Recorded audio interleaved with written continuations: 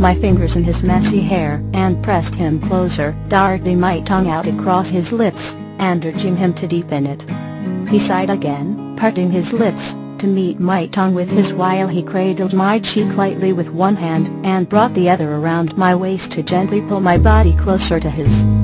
He massaged my tongue with his slowly and lazily, caressing my cheek with his thumb. He pulled away after only a few moments, opening his green eyes to gaze into mine, as I figured out that all that new intensity he was showing in his gazes lately was actually his love. The realization made me smile at him drowsily as he dropped his hand from my cheek and took my hand in his to lead me to the bed. I removed my bag once I reached the edge, unloading the containers of food with a smile on my face, and removing my hoodie as I climbed up beside him. "We can go to bed now," he said softly as he looked at me in concern. I scoffed at him. "No way. I made your favorite," I rasped, pointing to the container in front of him. He smiled at me sweetly, then he rolled his eyes, making me chuckle. I left the bed for a moment to take my heavenly pain medication. He quirked an eyebrow at me as I popped it in my mouth and took a drink from his can of soda. I just smiled back and climbed back onto the bed, sitting beside him once again, and leaning my head on his shoulder as he ate. He was moaning and humming with every bite, making me chuckle sleepily as I gazed up at his face from his shoulder. "So," he started slowly, taking a drink from his can and setting it back down on the bedside table, with a click. "School tomorrow ought to be pretty fucking interesting." He smirked down at me. I attempted a small grimace as I gazed up at him. "If by interesting you mean horribly mortifying and utterly embarrassing, then yes. I concur wholeheartedly," I rasped sarcastically. He frowned at me and switched his fork to his other hand and then put his arm around my waist with a small squeeze. "I won't let anybody fuck with you," he said confidently, spinning his noodles around his fork. I smiled into his shoulder at his mention of actually being with me in school. I was wondering how opposed Edward was to PTA. Like in front of Jessica Stanley. The thought made me smile wider. "What the fuck are you smiling about?" He chewed with a smirk on his face as he looked down at me. My face grew hot as he stared at me quizzically. I let out a deep sigh at his penetrating gaze, knowing that I could rarely avoid it. "Kissing you senseless in front of Jessica Stanley," I answered hoarsely with caution.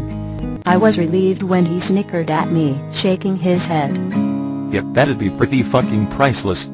He continued snickering softly as he ate another bite, and then turned to me with a serious look. "Of course, we'd have to make sure Newton was watching too," he chewed.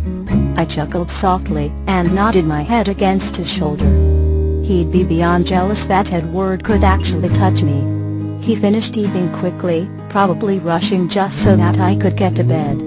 I walked in the bathroom and slumped when I saw my face in the mirror. I poked softly at my bruised eye and nose, wincing in pain, and hating how my eyes looked lopsided from the swelling. As I was changing into my pajamas, I was wondering how bad of a person it would make me if Iris did my request for Edward not to hurt James. As I brushed my teeth, I decided it probably would make me a very bad person. Violence is never the answer, though it is on occasion hilarious.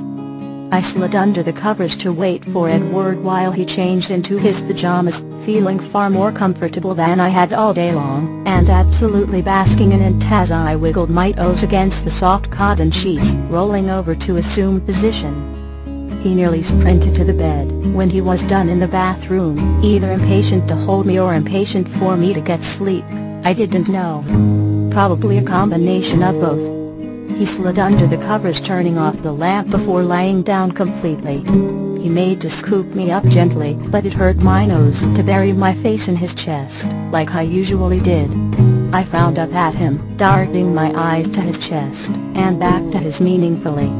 Understanding crossed his features as he rolled up slightly, lying on his back, and leading my cheek to his shoulder, as he put his arms around me. Fairly satisfied with the new position, I brought my hand up and began stroking his messy hair softly. He sighed and shifted his head, to kiss me gently on top of my hair. Love you. He breathed into my hair softly and sweetly, squeezing my waist tightly.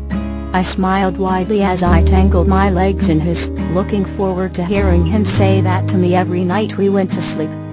Love you too, I answered in soft whisper, humming him to sleep and drifting off myself shortly after, in the loving arms of my boyfriend, Edward freaking Cullen.